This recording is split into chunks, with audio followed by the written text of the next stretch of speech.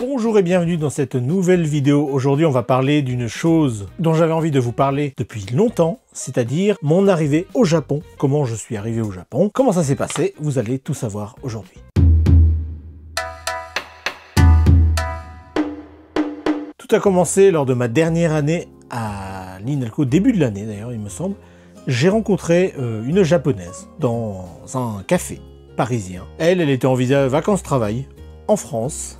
Donc elle était là pour 1 an. Son français était un petit peu hésitant et du coup on parlait japonais pendant des heures et des heures. À la fin, on a échangé nos numéros et on a promis de se revoir. Et on s'est revus plusieurs fois, beaucoup de fois. Et ce qui devait arriver, arriva. On a commencé à sortir ensemble. Elle s'appelait Misaki. On a voyagé un peu ensemble en France. On est allé à Tours, on a visité les châteaux de la Loire, on est allé à Bordeaux. Et quand j'ai eu mon diplôme, ça approchait justement de la fin de son visa. Donc on s'est promis une chose, j'allais la rejoindre au Japon le plus vite possible. Elle est rentrée en octobre, et moi je suis resté au début à Paris, avec un objectif clair. Trouver un travail, économiser, et vite me rendre au Japon. À l'époque, je travaillais encore à la Bulac. La Bulac, c'est quoi? C'est la bibliothèque universitaire des langues et civilisations. En gros, c'est la bibliothèque de l'INALCO, même si c'est pas vraiment la bibliothèque de l'INALCO, mais voilà.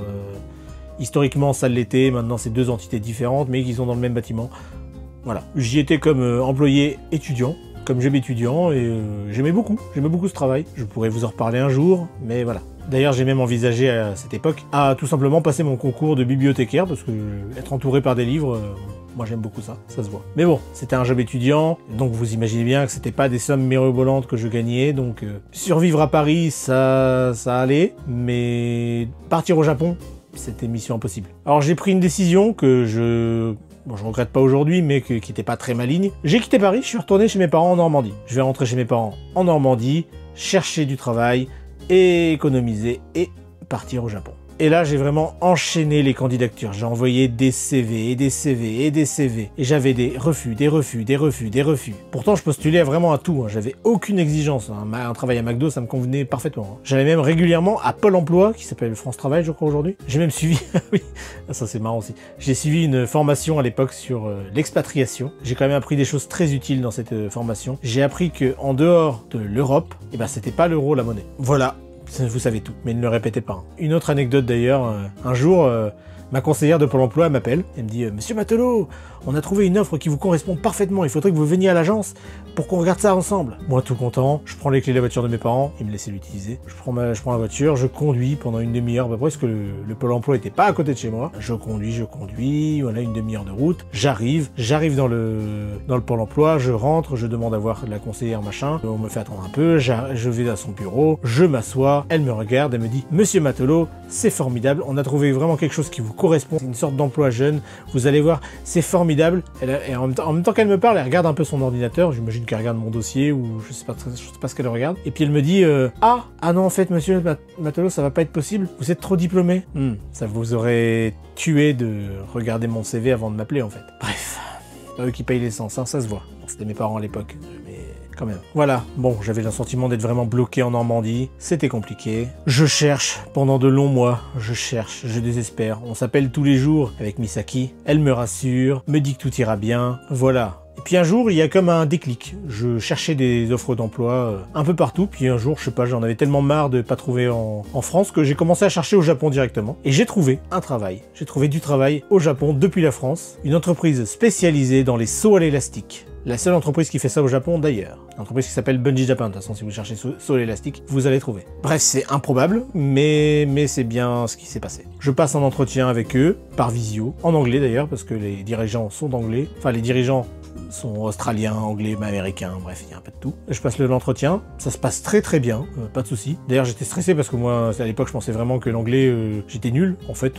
ça va. Pendant l'entretien, je leur dis... je leur parle de Misaki, je leur dis voilà, il y a ma copine qui est au Japon, blablabla. Et ils sont intéressés parce qu'en fait ils cherchent du monde tout le temps. Ils ont toujours besoin de monde, donc ils sont intéressés. Bah, ils me disent bah écoutez oui, bon, vous avez qu'à venir tous les deux travailler chez nous quoi. Le rêve, on va travailler ensemble, ça va être formidable. Je vais la rejoindre, on va être dans un coin un peu paumé, mais ça va être cool. Donc là, à ce moment-là, on est début février. Le travail commence début avril, donc là, il faut vraiment se bouger. Je prépare mon dossier pour le visa vacances-travail, que je dois présenter, bien sûr, à l'ambassade du Japon à Paris. Mes parents me prêtent de l'argent, temporairement. Mes parents ne sont pas riches, ils me prêtent de l'argent temporairement, juste, on va dire, pour me montrer, regardez, j'ai de l'argent sur mon compte, alors qu'en fait, j'en ai pas. Pas beaucoup, que je touchais le RSA à l'époque, parce que visiblement, ça sert à rien d'être diplômé en France. J'ai bossé le dossier à fond, je suis fin prêt à partir. Le matin où je dois aller présenter mon dossier, on parle avec Misaki au téléphone, elle me dit qu'elle m'aime, elle m'encourage. Je suis revigoré, c'est parti. Je prends le train, direction Paris. J'arrive à l'ambassade, je vois qu'il y a beaucoup de gens qui font la queue. Et du coup, je suis le dernier. J'attends longtemps. Je donne mon dossier, je veux m'asseoir. Et au bout d'un moment, tout en attendant, je discute un peu avec quelques personnes. Voilà, ils sont venus pour la même raison que moi, demander un dossier visa travail. Et donc j'attends. Le premier est appelé, dossier refusé. Deuxième qui est appelé, dossier refusé. Troisième qui est appelé, dossier refusé, etc., etc. Arrive enfin mon tour. Ils ont tous été refusés. Soit c'était des documents qui manquaient, soit c'était parce que leur projet n'était pas assez viable ou quoi que ce soit. Et là, du coup, en voyant tous les refus, moi je commence à stresser. Je dis, ah purée, si ça passe pas, comment je vais faire? Est-ce que je vais réussir à vraiment aller au Japon? C'est compliqué, comment je vais faire? J'arrive au comptoir, on me dit, c'est bon, vous êtes accepté, vous avez 1 an pour vous rendre au Japon. Je suis sur le cul, j'ai envie de crier de joie en plein milieu de l'ambassade, mais je me retiens quand même. Et puis surtout, je me tais par respect pour les gens qui ont tous échoué autour de moi, qui sont en train de re-regarder leur dossier en plein milieu du hall. Je récupère du coup mon passeport, et je n'ai plus qu'une seule idée en tête. Appeler Misaki pour lui annoncer la bonne nouvelle. Il est 11h45 du matin, je me dis, ça va être bon, elle doit être encore réveillée vu l'heure qu'il est. Je l'appelle, ça répond pas. Bon, je réessaye une deuxième fois, toujours rien, ça sonne, encore et encore. Bon, je me dis, tant pis, elle doit être fatiguée, vu qu'elle travaillait à l'usine, du coup, en gagnant un peu de sous en attendant que j'arrive, je me dis, bon, elle doit être fatiguée, pas de souci. Ce soir-là, plutôt que de rentrer chez mes parents directement, je dors chez un ami de la fac de l'époque. Voilà, je dors chez lui, on joue à la console. Le soir, du coup, j'essaie de rappeler Misaki, toujours rien. Ok, je commence à me dire c'est bizarre, mais soit. Et le lendemain, je repars en Normandie, chez mes parents, pour me préparer à mon départ. Et en Normandie, j'essaie de la joindre encore, pendant plusieurs jours. Aucune nouvelle, rien du tout, pas de message. Bon, vous vous doutez de la fin, mais voilà. Et puis, le vendredi soir, je crois, enfin, quelques jours après, elle décroche. Incroyable. Je lui explique. Je sens qu'il y a quelque chose qui est bizarre dans sa voix. Je lui explique, ok, que je vais bientôt la rejoindre, que je vais arriver au Japon, que j'ai eu mon visa, que ça va être cool. Elle me félicite. Elle me dit bravo. Elle est contente pour moi. Mais vraiment, je sens qu'il y a quelque chose qui va pas, donc j'essaie de lui tirer les verres du nez, entre guillemets. Et là, elle m'avoue, une semaine plus tôt, elle a rencontré quelqu'un dans l'usine où elle travaillait. Et ils se sont rapprochés le jour même où j'attendais pour mon visa. C'est marrant, hein, le destin. Mais bon, c'est pas grave. Bref, après ce petit moment, je suis effondré. Je suis tout cassé. Vraiment, à ce moment-là, je voulais plus entendre parler du japonais. Je voulais plus qu'on me parle de Japon, je voulais plus qu'on me parle du Japon. C'est débile, hein. C'est complètement débile. Mais j'étais vraiment... non, c'est fini. Le Japon, je veux plus en entendre parler. Et alors que j'aime profondément ce pays et que, voilà, forcément, ça allait revenir. C'est ce que me disait ma grande sœur, d'ailleurs. Elle me disait, ça va revenir, voilà. Elle me connaissait bien. Et effectivement, c'est revenu. J'étais vraiment pas bien, je mangeais quasiment pas, enfin c'était horrible. Enfin c'était horrible, c'est la vie, hein. C'était pas ma première débâcle amoureuse, mais là ça faisait bizarre. Du coup j'allais me rendre dans un pays tout seul, comme ça, sans... Enfin au moins j'avais un travail, mais j'allais être tout seul, voilà, c'est pas du tout l'image que je me faisais de ce départ. J'ai beaucoup maigri ce mois-ci, c'est peut-être pas plus mal. Et puis finalement je me décide quand même à partir. Le jour arrive, hein, et je pars pour le Japon. Je peux vous dire exactement, c'était le 27 mars 2014. Je prends l'avion en direction du Japon. J'arrive le 28 mars 2014 à Tokyo. J'ai revu plusieurs fois Misaki pour demander des explications parce que j'avais toujours pas fait le deuil dans ma tête. Elle a accepté de me voir, on s'est revus, on a fini au Love Hotel, c'est débile, alors qu'elle était censée être avec l'autre mec, puis du coup elle m'a fait poireauter, elle a joué avec moi pendant 4-5 mois, non j'exagère, peut-être pas 4-5 mois, pendant peut-être 2 mois, je vais revenir avec toi, je veux pas revenir avec toi, et puis moi j'étais toujours amoureux, donc j'écoutais quoi. Ouais, jusqu'au moment où j'en ai eu marre, je me suis dit bon c'est bon, là, ça commence à bien faire. Bref, tout ça c'était pour les histoires avec Misaki, on s'en fout. Au moins ça m'a permis de venir au Japon, aujourd'hui je lui souhaite tout bonheur du monde. Et voilà. Bref, j'étais arrivé au Japon, à Tokyo, et très exactement à Asakusa, où j'ai passé 3 jours dans un capsule hôtel. Première fois que je teste le capsule hôtel au Japon, parce qu'en 2010, j'étais dans une guest house, donc j'avais pas testé ce mode de logement. Et honnêtement, jamais plus. Je suis pas claustrophobe, mais ces petites pièces que tu peux pas fermer, c'est surtout le fait que tu puisses pas la fermer qui, moi, me perturbe vraiment énormément. Bref, c'est pratique, c'est pas cher, mais en plus de ça, l'hôtel était un peu sale, limite insalubre. Bref, je passe 3 jours dans la capitale, mais comme c'était tellement différent de ce que j'avais imaginé au Japon, du coup, j'ai passé 3 jours. J'ai quasiment fait aucune visite, rien. Je restais là, je marchais dans la rue, j'étais un zombie, un vrai zombie. C'était très bizarre. J'ai vraiment rien fait ces 3 jours. C'était 3 jours totalement inutiles de ma vie, mais bon, je pense que ça faisait partie de la reconstruction, dirons-nous. Je me livre vraiment à vous aujourd'hui. Hein. Je vous raconte des trucs. Enfin bref, j'espère que vous appréciez. N'hésitez pas à mettre un pouce dès maintenant, si jamais vous avez oublié de le faire. Et puis enfin, je prends le Shinkansen pour me rendre dans le département de Gunma, et très exactement dans la ville de Minakami. Minakami-shi, c'est une petite ville au cœur des montagnes, une ville campagnarde. C'est vraiment la campagne là-bas. En plus, j'y arrive, il neige, il fait froid. Il fait vraiment froid. Et moi, du coup, fraîchement débarqué, qui rejoint cette fameuse équipe de saut à l'élastique. Parmi mes collègues, il y a des Américains, des Anglais, des Australiens, des Canadiens, des Japonais. Et tout de suite, on s'entendait très bien. Ils m'ont très bien accueilli, il n'y a pas de souci là-dedans. C'est juste que je faisais pas vraiment partie du même monde que... Comment dire? Eux, c'est... Leur truc, leur délire, c'est vraiment les grands espaces, les bivouacs, le camping, c'est les randonnées, enfin vous voyez le genre quoi. Et j'ai rien contre, hein. D'ailleurs même moi, j'apprécie hein, quand j'en ai fait avec eux, j'ai fait du camping, j'ai fait des trucs comme ça, c'était très très cool. Hein. Mais bon, je reste quand même un geek qui a passé sa jeunesse dans les RPG, les mangas et les kanji. Mais on s'est très très bien entendu, j'ai vraiment rencontré des gens formidables, avec qui j'ai encore des contacts de temps en temps. Hein.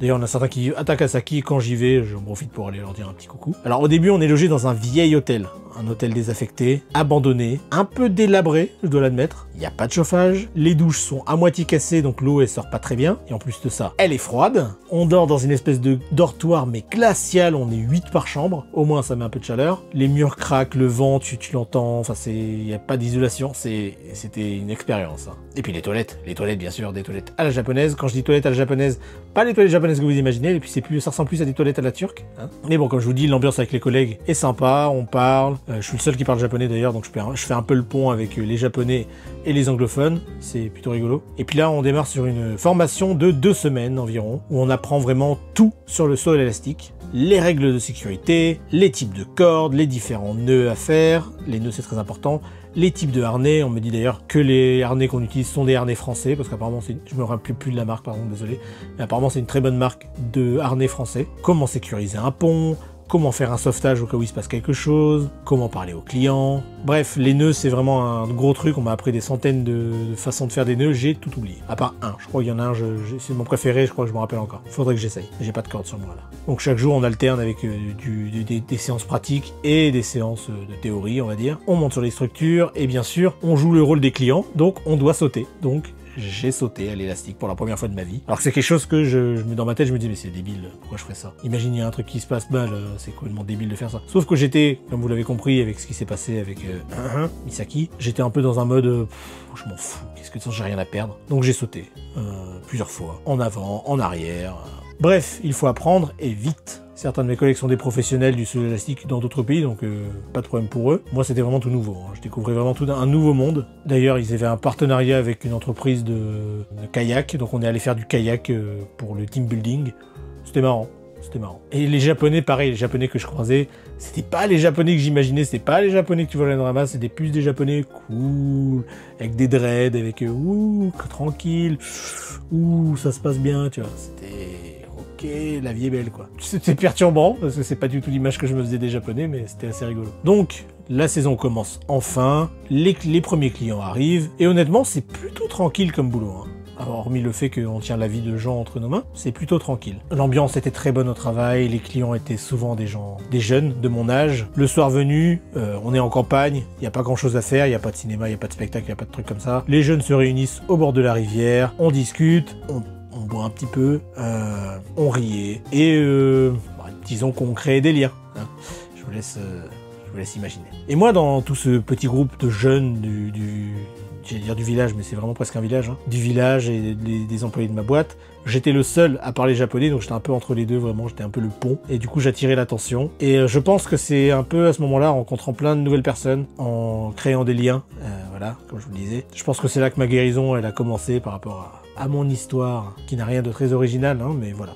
Ça fait partie de mon arrivée au Japon, qui était mouvementée, mine de rien. Sinon, au quotidien, moi, j'étais ce qu'on appelle un agent opérationnel. Concrètement, j'accueillais les clients, je les pesais. Oui, c'est important de peser les clients parce que en fonction de leur poids, c'est pas la même corde. Puis je leur installais le harnais, je leur expliquais comment ça allait se passer. On allait jusqu'à la plateforme de saut, je les accompagnais là-bas.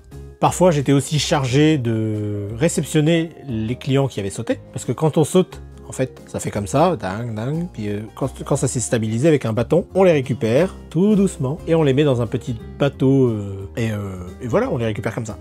L'entreprise, c'est une entreprise qui fonctionne bien, comme je vous disais, c'est la seule entreprise du Japon qui fait du saut élastique.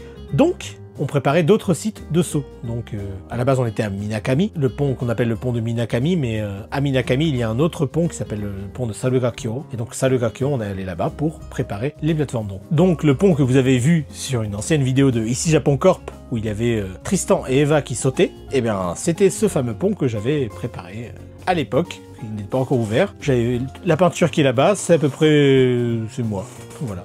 Pas que moi, mais c'est moi. L'entreprise avait aussi récupéré un ancien musée planqué au cœur des montagnes. C'était magnifique. Ça m'avait pas encore traversé l'esprit de faire des vidéos, mais si j'avais eu une caméra... Bref, ce fameux musée, c'était un vieux musée, voilà. Il y avait encore plein de choses de l'époque Showa à l'intérieur. Magnifique, mais il fallait le vider. Tout simplement parce que c'était pour faire de nouveaux bureaux, un nouvel espace et tout ça. Donc il a fallu le vider et j'ai réussi à sauver 2-3 trucs, genre une tasse magnifique, voilà, qui voulait mettre à la benne. Moi j'étais là, oh là là là là, je jette pas ça, moi c'est mon Japon, ça, c'est le Japon de l'ère Showa, moi j'aime bien. Moi. Enfin bref, mais c'était très rigolo à faire, mais un peu... C'est marrant parce que c'était un peu mélancolique. Tu voyais, j'arrêtais pas de m'imaginer la vie des gens quand ils travaillaient à cet endroit-là.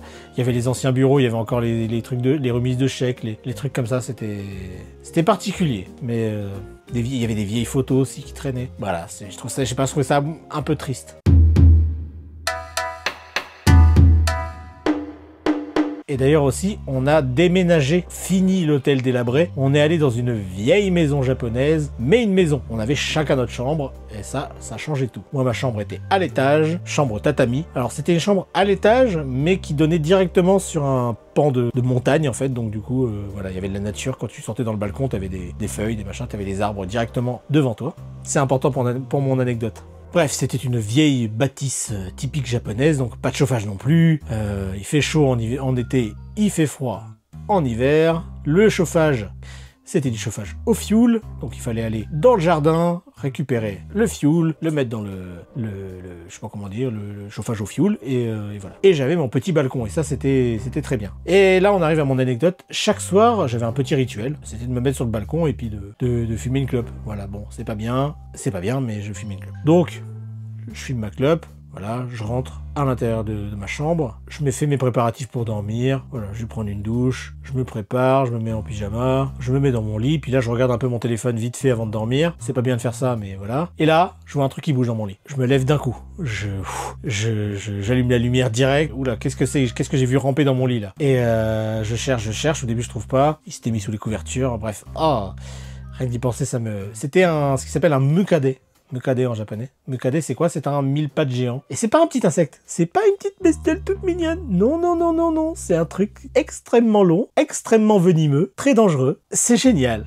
Vive la campagne au Japon. Bref, ils sont agressifs quand ils se sentent menacés. Généralement, ils ne vont pas attaquer les gens. Mais voilà, dans mon futon, non, j'aime pas trop ça.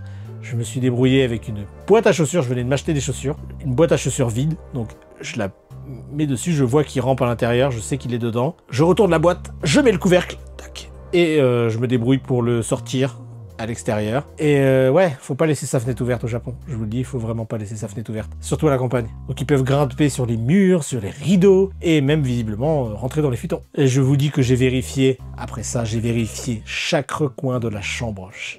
Mes sacs, je les ai tous ouverts. Je voulais vérifier tout, absolument tout. Les oshile, l'espèce comment dire, le oshile, c'est un placard à la japonaise. J'ai tout vérifié, les tiroirs, les machins, les trucs. J'ai tout vérifié pour vérifier qu'il n'y avait pas un autre truc, une autre bestiole que j'avais pas vue. J'étais sur le qui-vive, quoi. Et puis, il y a eu ce jour-là. Je m'en souviens comme si c'était hier. Je suis seul devant le fameux musée, en bleu de travail. Je suis en train de peindre ce qui doit devenir la nouvelle plateforme de Sadogakyo dont je vous ai parlé. J'étais en train de la peindre en rouge. Il est 16h30. Le soleil commence à se coucher doucement. Soudain, je sens une présence. Je tourne la tête, je ne vois personne. Mais je sens que quelque chose s'approche. Je continue à regarder, je suis vraiment... Et là, je les vois. Un groupe, plusieurs individus. Enfin, je dis individus, mais plusieurs singes, des singes japonais, qui s'avancent doucement, très doucement, comme ça. Imaginez-vous des singes qui s'avancent tout doucement. Ils s'avancent vers moi. Ok, je me dis, oula, c'est bizarre. Je vois qu'ils ont un leader, mais ils me regardent vraiment méchamment. Je sais pas si c'est leur regard naturel ou pas, je n'ai pas grandi avec des singes, mais ils s'approchent. Ce genre de singes, c'est les singes que vous voyez typiquement dans les onsen. Voilà, ils vont dans les sources chaudes pour se réchauffer un peu. C'est ce genre de singes. Ils sont 5, apparemment. Il y en a un qui se détache un peu plus des autres, je pense que c'est le leader. Ils s'avancent vers moi, doucement, sans accélérer, mais ils avancent vraiment vers moi. Au début, je peux me dire, ils vont dans ma direction, mais ils vont peut-être bifurquer ou aller... Non, ils vont vraiment vers moi. Est-ce que c'est la peinture? Est-ce que c'est l'odeur? Est-ce que c'est la couleur de la peinture qui les attire? Je ne sais pas. Mais je pense qu'il n'y a plus de doute, je suis une cible. Je pose mon pinceau. Enfin, et là, je réfléchis, je n'ai que deux options. Soit je cours très très vite jusqu'au bâtiment, jusqu'au musée, pour essayer de fermer les portes et me mettre à l'intérieur. Mais il y a à peu près une trentaine de mètres entre moi et le bâtiment. Sauf que même si je me mets à courir, un singe, c'est très rapide et ils sont très proches. J'ai plus beaucoup de temps pour me décider en tout cas. Sinon, ma deuxième option, rester figé en espérant qu'il ne se passe rien. Mauvaise réponse. Ça, je pense que c'était le pire truc qu'il fallait faire. J'ai pris la troisième option, qui est de prendre un gros sécateur que j'avais à côté de moi, mais vraiment un truc énorme. Je le prends dans mes mains, j'ai aucune chance. Hein. Contre 5 singes comme ça, j'ai aucune chance. C'est même pas la peine d'y penser. Mais je me dis, je me défendrai tant qu'il le faut. Au pire, je leur ferai peur, j'en sais rien. Mais d'ailleurs, n'hésitez pas à me dire ce que j'aurais dû faire si vous êtes connaisseur des singes. Je ne sais pas. Ils arrivent, ils sont à 10 mètres de moi et ils continuent encore dans ma direction. Donc décidément, ils sont vraiment là pour moi. Je m'apprête au pire, je souffle. Je me dis ça va bien se passer. Et là, vroom vroom, la camionnette qui était censée venir me chercher à 17h est arrivée avec 15 minutes d'avance. Et ça les a fait fuir. Les singes, ils sont tous partis dans tous les sens. Et voilà, j'étais sauvé sans avoir rien fait. Voilà, ceci n'est que mon expérience personnelle. Hein. Elle n'implique que moi. Comment dire? Voilà, il n'y a pas de... C'est pas une vidéo pour vous dire comment s'installer au Japon. J'ai fait plein d'erreurs, j'avais pas de sous quand je suis arrivé au Japon. Ne faites pas ça, c'est bien d'avoir un peu d'argent de côté. Moi, j'avais vraiment pas d'argent. Bon, ça, j'avais l'habitude de pas avoir d'argent. Hein. Quand j'étais à Paris, j'avais pas d'argent non plus, donc j'avais l'habitude. Mais c'est un peu dur des fois. Voilà, donc venez préparer, et voilà. Sinon, ce qui était bien dans cette entreprise, c'est qu'on avait un scooter de fonction. Donc je me baladais dans les montagnes en scooter pendant des... Voilà, j'allais me balader juste le soir, des fois aussi je me baladais juste en scooter. C'était vraiment magnifique. Quand je dis c'est magnifique, c'est vraiment les paysages. Les paysages étaient à couper de souffle, vraiment. Bon, je suis resté environ 4 mois dans cette entreprise. C'est une entreprise, il faut savoir, c'est saisonnier, donc ils ne sont en activité que pendant le printemps, l'été et l'automne, une partie de l'automne, et ils ferment en hiver. Donc j'aurais pu rester quelques mois de plus, je pense, sauf que je voulais faire autre chose, tout simplement. Et je me suis dit que de toute façon, j'aurais besoin d'un boulot à partir du moment où ils fermeraient pour leur fermeture annuelle. Donc je me suis dit, bon, allez, je vais trouver autre chose. Alors j'ai commencé activement à rechercher un autre boulot. J'allais très régulièrement à Takasaki. Takasaki, la ville que vous connaissez très très bien. Et c'est là que cette vidéo va se terminer. Dans la prochaine, où je parle de ce sujet-là, je vous raconterai mon amour pour cette ville, Takasaki, ainsi que ma rencontre avec Kyoko, mon épouse, et mon autre travail de l'époque. Je vous raconterai ça la prochaine fois, peut-être pas la semaine prochaine, un de ces quatre. Voilà. Merci à tous d'avoir regardé cette vidéo, j'espère que ça vous a plu. Si ça vous a plu, n'hésitez pas à laisser un pouce bleu, à commenter et à vous abonner pour ne rater aucune nouvelle vidéo. Ça ne coûte qu'un clic et ça aide beaucoup la chaîne. En tout cas voilà, c'était pour vous raconter ma petite... ma vie, hein, littéralement. Rien d'exceptionnel, hein, une débâcle amoureuse, ça arrive à tout le monde.